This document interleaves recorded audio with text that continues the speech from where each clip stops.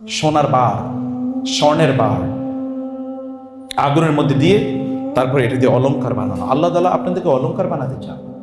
আপনার অলংকার হবেন যেটা খুবই দামি, মানুষ ওই দিকে তাকিয়ে বলবে অ্যামেজিং, ওয়াও, বিউটিফুল, এটা মানুষ বলবে। আপনাদেরকে মাথায় রাখতে হবে আল্লাহ তাআলা আপনাদেরকে খলিফা হিসেবে পাঠিয়েছেন। কোথাকার খলিফা?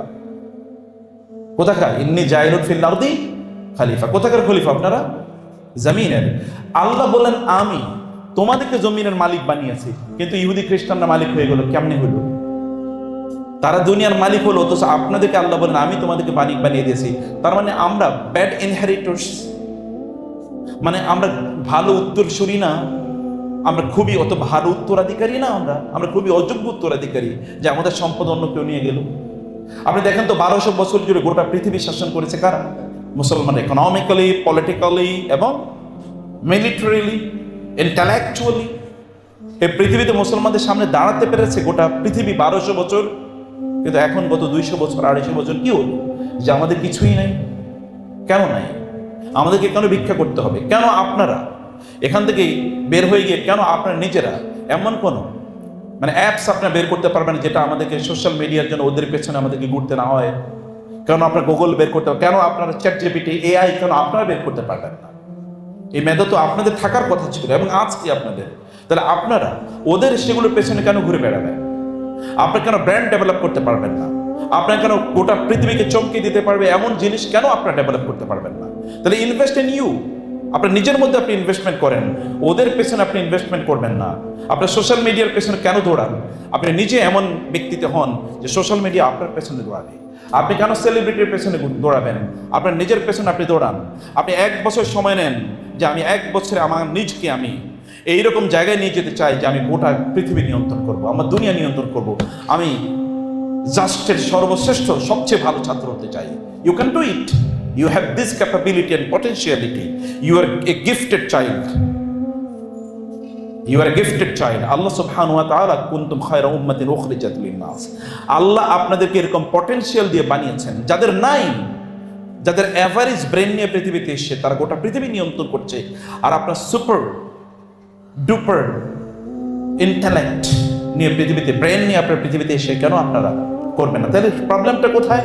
প্রবলেম হচ্ছে আমরা অ্যাক্টিভেটেড না, আমরা প্রোঅ্যাক্টিভ না, আমরা হচ্ছে রিঅ্যাক্টিভ।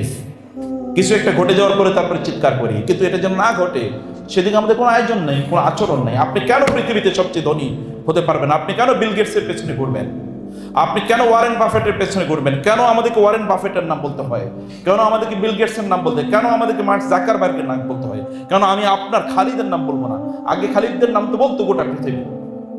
আগে তো ইবনে সিনাদের পেছনে গোটা পৃথিবী ঘুরতো। আগে তো ইবনে আহিয়ান, ইবনে রুশদ, এবারুশ, তার পেছনে গোটা পৃথিবী ঘুরতো। আপনাদের সামনে খালিদ ইবনে ওয়ালিদ নাই, আপনাদের সামনে সালাউদ্দিন আইয়ুবী নাই। থাউজেন্ডস অফ, ওদের কেবল 2-4 জন আছে, কিন্তু আপনাদের থাউজেন্ডস, ইননিউমারেবল নাম্বারস, বলে শেষ করতে পারবো না, এত অসংখ্য আছে। গোটা পৃথিবী আপনারা ইন্টেলেকচুয়ালি, পলিটিক্যালি, মিলিটারিলি এবং ফাইন্যান্সিয়ালি আপনার গোটা পৃথিবীকে আপনার নিয়ন্ত্রণ করার মতো যোগ্যতা আপনাদের আছে। প্রবলেমটা হলো কেবল আপনার you are not investing in you. আপনাদের নিজেদের মধ্যে আপনার ইনভেস্ট করছেন না, আপনাদের নিজেদেরকে আপনার যোগ্য করে তুলছেন না, আপনাদের নিজেদেরকে আপনার দক্ষ করে তুলছেন না। আপনার সময় কোথায় ব্যয় করে আপনি সেটা জানেন না। আপনার সময় কোথায় ব্যয় হচ্ছে বলেন? আপনি গত 1 বছর কি করেছেন? আপনার কোনো প্ল্যান আছে কিনা?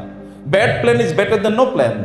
কোনো প্ল্যান আপনার নাই, আপনি নিজে প্ল্যান করুন। আমি আগামী 10 বছরের মাথায় এই জায়গায় আমি যেতে চাই। যারা প্ল্যান করেছে তারা এগিয়ে গিয়েছে, কারণ তাদের ভিশন আছে, মিশন আছে, তাদের লক্ষ্য আছে। আপনি লক্ষ্য ছাড়া আপনি কেন ঘুরে বেড়াবেন? আপনাকে তো লক্ষ্যহীনভাবে আল্লাহ বানান নাই।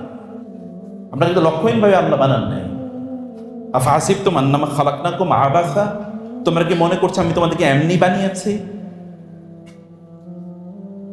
তোমরা কি মনে করছো আফাহাসিবান নাসু আন ইউতরাকু আন ইয়াকুলু আমান্না ওয়া হুম লা ইফতানুন? আল্লাহ সুবহানাহু ওয়া তাআলা আপনাদেরকে পরীক্ষায় ফেলবেন। ইফতানুন শব্দটি আসছে ফাতানা, ইয়াফতুনু, ফিতনা। এই শব্দের অর্থ হচ্ছে যে সোনার বার, স্বর্ণের বার, আগুনের মধ্যে দিয়ে তারপরে এটা দিয়ে অলংকার বানানো। আল্লাহ তাআলা আপনাদেরকে অলংকার বানাতে চান। আপনার অলংকার হবেন যেটা খুবই দামি, মানুষ ওই দিকে তাকিয়ে বলবে অ্যামেজিং, ওয়াও, বিউটিফুল, এটা মানুষ বলবে। আপনি এমন স্কিল ডেভেলপ করেন গোটা পৃথিবী চমকে যাবে আপনার জন্য। স্কিল দেখেন না, পৃথিবীতে এখন কোন স্কিল সবচেয়ে বেশি জরুরি সেটা আপনি পড়েন। আপনারা এখন ম্যাথমেটিক্স পড়েন, ম্যাথমেটিক্সের আবিষ্কর্তাই তো আপনাদের পূর্বপুরুষরা। জেরো এটা এসছে কোত্থেকে? এই জেরো এটা এসছে জেফরা থেকে, জেফরা এসছে সেফরা থেকে। এখন আরবরা সেফের বলে জেরোকে, সেফর। সেফর মানে জেরো, জেরো থেকে ল্যাটিনে গেছে জেফরা, জেফরা থেকে এসছে কি জেরো। তো আপনি দেখেন না, আপনি দেখেন এখনো দেখেন, আপনি এখনো গুগল করেন, বলেন যে আরবরা আরবি সংখ্যাগুলো কিভাবে লিখত। ব্রিটিশরা আমাদের কোনো এক সময় ল্যাটিন ওয়ার্ডে কি 1 2 3 এগুলো লেখা হতো না? 1 মিলিয়ন কিসে লেখা হতো? ল্যাটিন ওয়ার্ডে, ল্যাটিন লেটারে। এরপরে কারা এগুলো এই পৃথিবীকে কে দেখালো যে জেরো ব্যবহার জানে? এখনো দেখেন 1 2 3 4 5 দেখেন আরবিতে কিভাবে লেখে। ইংরেজরা দেখেন 100 ভাগ নকল করেছে, কিন্তু আমরা তাদের পেছনে ঘুরছি। আপনাদের পূর্বপুরুষরা এগুলোর জনক, সে ব্লাড আপনাদের মধ্যে আছে, সে ব্লাডটাকে আপনাদের কেবল কার্যকর করতে, কেবল জেগে উঠতে হবে এবং কেবল স্বপ্ন দেখতে হবে। Dream high. স্বপ্ন দেখা মানে ঘুমিয়ে ঘুমিয়ে স্বপ্ন দেখা না। স্বপ্ন মানে হচ্ছে ক্লারিটি। আপনি জানেন যে আপনি কি করবেন। আপনি যখন রাস্তায় হাঁটেন তখন আপনি জানেন এটা আমার স্বপ্ন। এই স্বপ্ন লেখেন, এখনই লেখেন, আজকে বাসায় আপনার রুমে গিয়ে লিখবেন আমি আগামী 5 বছর পরে আমার নিজকে এই জায়গায় দেখতে চাই। এবং এটা করার জন্য everyday just spend 1 hours for your self development. আপনার নিজের উন্নয়নের জন্য কেবল প্রতিদিনে 1 ঘন্টা সময় ব্যবহার করেন। আপনি দেখেন না আপনার নবীর অবস্থা, আপনার নবীর অবস্থা দেখেন তিনি কি করেছেন। ভিশন মিশন একটা নিয়ে লেগে থাকা, এটা আপনারা বানরের মতো হবেন না। ইন্ডিয়াতে দেখবেন বানর কিভাবে ধরে জানেন? বানর ধরে হচ্ছে অনেকগুলো ইয়ে দিয়ে দেয়, যে বানর হলে ইয়ে পছন্দ করে, কি বলে এটাকে, বাদাম। তো অনেকগুলো বাদাম একটা খাঁচার মধ্যে বাদাম দিয়ে দেয়। তো এখন খাঁচার মধ্যে বানর দেয় হাত। এখন হাত দেওয়ার পরে ও তো অনেক বাদাম নিতে চায়। অনেক বাদাম যখন নিতে চায় তখন আর ওর হাত বাইরে হয় না। আগে তো হাতে কিছু ছিল না, এটা গেছে হাত। যখন অনেক বাদাম নিতে যায় তখন আর হাত বের হয় না। ও কিন্তু বাদাম ছাড়েও না, আবার হাতও বের হচ্ছে না। এর মধ্যে এসে ওকে শিকারীরা ধরে ফেলে। এখন আপনি একসাথে 20টা কাজ কেন করতে চাইবেন? আপনি কেন একটা স্পেশালাইজ হতে পারবেন না? আপনি যেটা ধরবেন সেটাই আপনি হয়ে যান শ্রেষ্ঠ। এবং আমি বলছি আপনি যেই কোনো সাবজেক্টে, আপনি যদি যারা কম্পিউটার সায়েন্স পড়েন, আমি বলে গেলাম এখানে স্যাররা তো আপনাদেরকে তার চেয়ে বেশি ইনফরমেশন দেন। আমি বলে গেলাম আপনারা কেবল এভরিডে একটা নতুন আইডিয়ার উপর ভিত্তি করে 10 থেকে 15 মিনিট কাজ করেন এবং 1 বছর এভাবে কাজ করে দেখেন, বাংলাদেশে আপনার প্যারালাল কাউকে খুঁজে পাবেন না। পৃথিবীতে তখন আপনার নাম তখন উজ্জ্বল হয়ে জ্বলতে থাকবে। কেন আপনি সেটা করবেন না? যে ব্যক্তি দৌড়াতে চায়, ম্যারাথনে যে দৌড়ায়, ওকে একদিনে ম্যারাথনে দৌড়াতে পারে? ম্যারাথনে যে ফার্স্ট হয় ওকে একদিনে ফার্স্ট হয়েছে? যারা ক্রিকেট খেলে দেখেন না, প্রতিদিন সে যদি প্র্যাকটিস না করে সে ফিটনেসই তো তার থাকবে না, নাকি? ফিটনেস থাকবে, ফিটনেসও তার থাকে না। তা আপনাকে সেটা করতে হবে এবং এই কারণে আপনাকে জ্ঞান অর্জন করতে হবে, আপনাকে পড়তে হবে। আর জ্ঞান অর্জন করা আপনাদের জন্য ফরজ, অন্যদের জন্য হারাম। কিন্তু আপনার জন্য ফরজ। যদি আপনি এই ফেথকে লালন করেন, এটা আপনি পড়বেন না, আপনি কেবল ওদের গল্প করবেন আর ওদের গল্প শুনবেন আর ওদের বানানো সিনেমা দেখবেন। খুবই দুর্ভাগ্য, আপনি টিকটক দেখতেছেন ফিজিক্সের উপর। যে বেটা টিকটক ফিজিক্সের উপর টিকটক বানিয়েছে ও কি আপনার চেয়ে বেশি ভালো জানে? আপনি পৃথিবীর শ্রেষ্ঠতম ফিজিসিস্টের বই কেন পড়ছেন না? পৃথিবীর শ্রেষ্ঠতম কেমিস্ট্রের বই কেন পড়ছেন না? আপনি পৃথিবীর সবচেয়ে শ্রেষ্ঠ টেকনোলজি যিনি আবিষ্কার করেছেন তার বই কেন পড়ছেন না? আপনি যেটা হতে চান সেটাকে আপনাকে পড়তে হবে, আপনাকে জানতে হবে তারা কিভাবে হয়েছেন। আপনি দেখেন, আপনি যদি সম্পদের মালিক হতে চান তাহলে আপনি সম্পদ যারা বানাইছে তাদের বই পড়েন, তাদেরকে দেখেন কিভাবে করেছে। হাবিজাবি পড়িয়া ফেসবুকের একটা বই পাইছেন আপনারা। বই বলতে একটাই বুঝেন, তা হলো ফেসবুক, আর কোনো বই নেই সামনে। প্রয়োজনে ডিলিট করে দেন, বলেন যে আগামী 2 বছর আমি ফেসবুকে থাকবো না। দেখেন না, আপনি কেবল বলে গেলাম আজকে, আপনি আগামী 2 বছর ডিলিট করে দেন। কোনো সোশ্যাল মিডিয়ার আপনার প্রয়োজন নেই। আপনি সোশ্যাল মিডিয়াতে কি করবেন? আপনি সোশ্যাল মিডিয়াতে, আমি গতকালও আমার কলিগদেরকে একটা গল্প আমি বলেছি। আমরা যখন পড়ি, আমি যখন মাদ্রাসায় পড়ি, দেখলে আমার সাথে একটা খুবই ব্রিলিয়েন্ট, ওর নাম ছিল নজরুল। গল্পটা সে সোশ্যাল এভরিথিং নাও, এখন তো সব কিছুই ইউটিউবে। এই কারণে সে যদি না শুনে আল্লাহ তাআলা বাঁচাক আমার। সে তখন থেকেই, ওইখানে আমি দাখিলে পড়ি, মানে এসএসসিতে পড়ি, তখনই সে ব্যবসা বাণিজ্য করে, অনেক টাকা পয়সা রমরমা, তার পকেট গরম, আমাদের পকেটে টাকাও নেই, মানে খাবার নাস্তা করার মতো পয়সা নেই। কারণ সে তখন ব্যবসা করে, পুকুর ভাড়া নেয়, ওইখানে মাছ চাষ করে। বুঝতে পেরেছেন? নাম নজরুল, এবং নজরুলের মতো কবিতা বলতে পারতাম, অ্যামেজিং। তার ইয়ে ছিল। নজরুলের মতো বললেই নজরুলের মতো কবিতা হয়ে যেত। এটা আমি এখন থেকে 35 বছর আগের কথা বলছি। আমি 1990-তে দাখিল পাশ করেছি, তার মানে এখন থেকে 35 বছর আগের কথা। গত 4-5 দিন আগে শুনেছি এখনো সে ওই মাছই চাষ করে, ওই যে পুকুর নিয়েই আছে। ও সে কিন্তু could have become a Nazrul in Bangladesh. যখন যেটা সময় তখন সেটা করে। এখন তো আপনার ওইটার সময় না, এখন আপনার সময়। কষ্ট করেন না, যারা কষ্ট করেছে আপনি দেখেন, যারা বড় হয়েছে তারা কষ্ট করে বড় হয়েছে। স্যারদেরকে জিজ্ঞেস করেন, পভার্টির মধ্যে জন্ম নেয় এটা একটা ব্লেসিং, সম্পদের মধ্যে জন্ম নেয় এটা একটা কার্স। পভার্টির মধ্যে জন্ম নেয় কি ব্লেসিং। যারা পভার্টির মধ্যে জন্ম নিয়েছে তারাই স্ট্রাগল করে তারা বড় হয়েছে। আপনার রাসূলকে কেন আল্লাহ তাআলা এত কষ্ট দিয়েছেন বলেন তো? এত কষ্ট দেওয়ার কারণ কি? কারণ তিনি অনেক বড় হবেন। তার জন্মের আগে তার বাবা মারা গেছে, জন্মের 5 বছর পরে তার মা মারা গেছে, 8 বছরে তার দাদা মারা গেছে। এটা কেন হয়েছে? কারণ তিনি তো মানব জাতিকে উদ্ধার করার জন্য এসেছেন। তিনি কষ্ট না বুঝলে মানব জাতিকে কিভাবে তিনি উদ্ধার করবেন? আপনার মধ্যে মোরাল ক্যাপিটাল তৈরি করেন। তাহলে নলেজ পৃথিবীর সবচেয়ে আপনাদের সাবজেক্টের সবচেয়ে লেটেস্ট যে জার্নাল আছে, জার্নালগুলো একটু আনেন তো, পড়েন তো। জার্নালগুলো কয়টা জার্নালের নাম জানেন বলেন? এখানে ইউনিভার্সিটিতে এগুলো তো আমি জানি, ফ্রি অ্যাক্সেস আছে জার্নালের, আছে না? হ্যাঁ, আছে কি না? তো জার্নাল অনেকে বলেই না, বলে এটা কি জার্নাল কি আবার? লেটেস্ট জার্নালগুলো, এই যে যারা এখন ফ্রেশারদেরকে বলছি, সময় নষ্ট করা যাবে না, কোনোভাবে নষ্ট করা যায়। Time is your capital. আচ্ছা, আমি বলছি আপনাদের হেলথ। আমি আসার সময় দেখলাম স্যার যে বিশাল জিম আপনাদের দেখলাম, দেখে আমি খুবই অভিভূত হয়েছি। একটা ইউনিভার্সিটির জিম, এটা বিশাল সম্পদ। আমি জানি না আপনারা জিমে যান কিনা। আপনি যদি শয়তানকে পরাজিত করতে চান আপনাকে জিমে যেতে হবে। আপনি যদি শত্রুকে পরাজিত করতে চান আপনাকে জিমে যেতে হবে। আপনি যদি আপনার নফসকে পরাজিত করতে চান আপনাকে জিমে যেতে হবে। আপনি যদি আপনার আলস্যকে পরাজিত করতে চান আপনাকে জিমে যেতে হবে।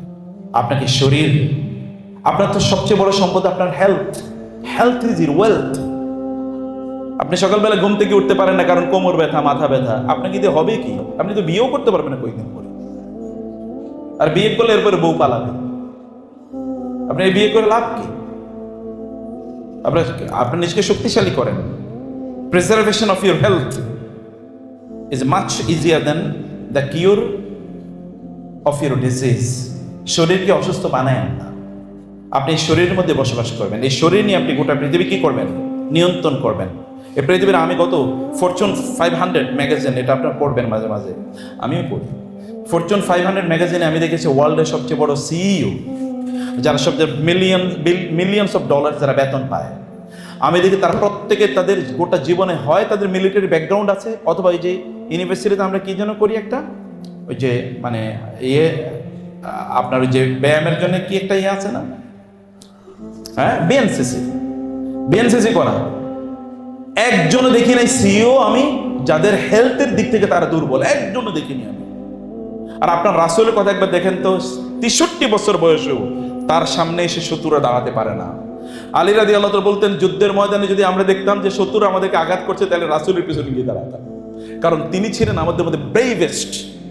একবার আয়েশা রাদিয়াল্লাহু তাআলা বললেন যে মদিনায় হঠাৎ করে একটা বিকট আওয়াজ হলো, সবাই একটু ভয় পেয়ে গেল, কিরে ভূমিকম্প হইতেছে নাকি কিয়ামত হয়ে গেছে। কিন্তু আস্তে আস্তে লোকের একটু ভয়ে দলবদ্ধ হয়ে তারপরে ঘর থেকে নামছে। নাইমা তার আওয়াজটা কোন দিকে আসতেছে, কোন দিক থেকে, এই দিকে তারা গেল। যাওয়ার পরে দেখে যে ওই দিক থেকে রাসূলুল্লাহ সাল্লাল্লাহু আলাইহি ওয়াসাল্লাম আসতেছেন। বলে কি ব্যাপার আপনি যে এখানে? বলে আওয়াজটা শুনছি তো, আমি একটু গেছি কিসের আওয়াজ এটা দেখার জন্য। আর আমরা তো তেলা পোকা দেখার পরে লাভ দেই নাকি? তেলা পোকা দেখার পরে লাভ দেই, যে তেলা পোকা সর্বনাশ। আপনি কিভাবে দুনিয়া জয় করবেন? আপনার শরীর বাঘের সামনে দাঁড়িয়ে আপনাকে যুদ্ধ করতে হবে। শরীরটাকে শক্তিশালী বানান, এবং এই কারণে বেশি খাইলে যে মানুষ ভালো থাকে না, আপনাকে প্রপার খাবার খান, সামান্য কম খান। বেশি খাইলে আপনি অসুস্থ হয়ে যাবেন। আমি যেদিন বেশি খাইছি ওই দিন আমার কোনো কাজ হয় নাই, ব্যক্তিগত অভিজ্ঞতা বলছি। যেদিন কম খেয়েছি সেদিন কাজ বেশি হয়েছে। আপনার রাসূল খেতেন কি? 2 বেলা খেতেন সর্বোচ্চ। আমরা তো 6 বেলা না খেলে আমাদের মাথা গরম হয়ে যায়। যেই জাতি শুধু খায় ওই জাতি কিভাবে গোটা পৃথিবী নিয়ন্ত্রণ করবে? অবেসিটি তো একটা রোগ নাকি? অবেসিটি তো খাওয়ার কারণে হয়। আপনি জাঙ্ক ফুড খাচ্ছেন, আপনার গাড়ির ইঞ্জিনে ফেরারি BMW গাড়িতে যদি আপনি কোকা কোলা ঢুকান তাহলে কি ওই গাড়ি চলবে? ওই গাড়ি ধ্বংস হয়ে যাবে। আপনার পেটের মধ্যে কিভাবে এগুলো ঢুকান? আপনি কিভাবে এগুলো ঢুকান? যে ফুড ফাস্ট আছে ওই ফুড ফাস্ট চলে যায়। এরকম ফুড আপনার দরকার নাই। আপনি হেলদি হাইজেনিক ফুড খান। কারণ আপনি মনে রাখবেন, আপনি you can't purchase your health. আপনি কিন্তু আপনার সুস্থতা আপনি কোনোদিন কিনতে পারবেন না। হসপিটালে গিয়ে দেখেন, সুস্থতা কোনোদিন কেনা যায় না, স্বাস্থ্য কোনোদিন কেনা যায় না। অনেক লোক আছে তারা টাকা, সুস্থতা, শরীর ধ্বংস করে তারা টাকা ইনকাম করে, পরে ওই সকল টাকা ব্যয় করার পরে শরীর সুস্থ রাখতে চায়, কিন্তু শরীর সুস্থ হয় না। একদল লোক এমন একটা পর্যায়ে তাদের নিজেকে নিয়ে যায়, এখন তাদের একমাত্র খাবার হলো ওষুধ, আর কিছু না। রুটি খায় একটা, কিন্তু ওষুধ খায় কি 3। কারণ এই লোকেরা তাদের নিজেদের শরীরের উপর জুলুম করেছে। শরীরের উপর জুলুম করবেন না। রাসূল সাল্লাল্লাহু আলাইহি ওয়াসাল্লাম এর একজন, এই যে আপনাদের বয়সী এক যুবক, তার নাম হচ্ছে আব্দুল্লাহ ইবনে আমর ইবনে আস, বিয়ে করেছেন। এখন বউর কাছে রাসূল জিজ্ঞেস করেন, কত স্মার্ট। এই যে আজকে বই পড়েছেন হিশাম আল আওয়াদি, আমার খুবই প্রিয় একজন। আমি ওনার, আপনি যদি ইংরেজি শিখতে চান তাহলে হিশাম আল আওয়াদির ইংরেজি শিখবেন, শুনবেন, গুগলে সার্চ দেবেন হিশাম আল আওয়াদি, ইউটিউবে সার্চ দেবেন। অসাধারণ, এত ভালো ইংরেজি বলে। আমি লোক, কুয়েতি লোক, এখন অবশ্যই চিনতে পারবেন না। হিশাম আল আওয়াদির অনেক চমৎকার বই, যে স্মার্ট উইথ মুহাম্মদ, তার আরো অনেক বই আছে। চিলড্রেন অ্যারাউন্ড দি প্রফেট, অসাধারণ বই তিনি করেছেন। উইমেন অ্যারাউন্ড দি মেসেঞ্জার, এরকম নামে তার চমৎকার চমৎকার লেকচার আছে ইউটিউবে। আমি সবগুলো লেকচার শুনেছি তার। এখনো প্রতিদিন আমি সকালবেলা কমপক্ষে 1 ঘন্টা লেকচার শুনি, প্রতিদিন।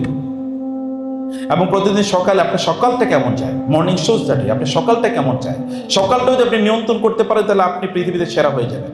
সকালে কমপক্ষে 5-6টা কাজ করেন, ঘুম থেকে উঠেই কমপক্ষে মসজিদে যান, আধা ঘন্টা কোরআন তেলাওয়াত করেন, একটু মি টাইম রাখেন, কেবল নিজকে নিয়ে চিন্তা করবেন আপনি করতে চান কি, আজকে আপনার প্ল্যান কি।